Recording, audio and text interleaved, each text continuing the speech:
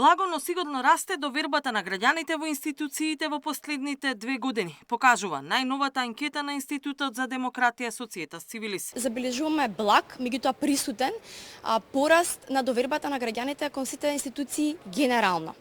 Она што традиционално го забележуваме не само во последната година, туку неколку години наназад, е дека граѓаните сепак најголема доверба имаат во војската и во верските институции. За жал и оваа година на дното се наоѓаат судството и јавното обвинителство. Верските заедници на скала од 1 до 10 уживаат доверба од 5,9, додека војската 6. Потоа следуваат медиумите и полицијата со оценка над 5, а владата и собранието се нешто под 5. Судството и јавното обвинителство се оценети со само 3,5 и 3,6.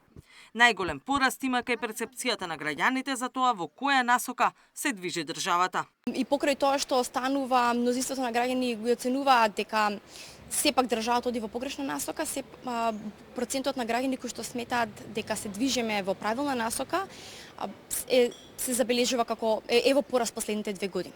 Постои процент на зголемување на граѓаните кои што сметаат дека се движиме во правилна насока од 17% во 2024 година на 28% во 2026 година, што навистина е значителен пораст. Анкетата прави посебен осврт на работата на собранието, иако општата оценка за довербата во парламентот во однос на другите институции е на средина, сепак оценката за тоа како работат народните избраници се уште е ниска и изнесува 2,7. Што е пораст од 0,2 поени споредено со минатата година, што може и не изгледа многу, меѓутоа ова е средна оценка, не се проценти, така што мораме да го нотираме тоа благо, меѓутоа значително зголемување и особено дека се случува втора година поред, така што се надеваме дека овој тренд на задоволство ќе продолжи да работи. Она што граѓаните го нотираат сепак како најслаба алка во работата на собранието, останува и понатаму надзорната улога која што собранието треба да ја исполнува во однос на владата. Граѓаните го посечуваат надзорната расправа за трагедијата во Кочани, како настан на кој што најчесто се сеќаваат или кој што им останал во впечаток во минатата година. Во анализата се вели дека доминира перцепцијата. Оти пратениците најчесто ги застапуваат сопствените и партиски интереси, додека интересите на граѓаните остануваат во втор план.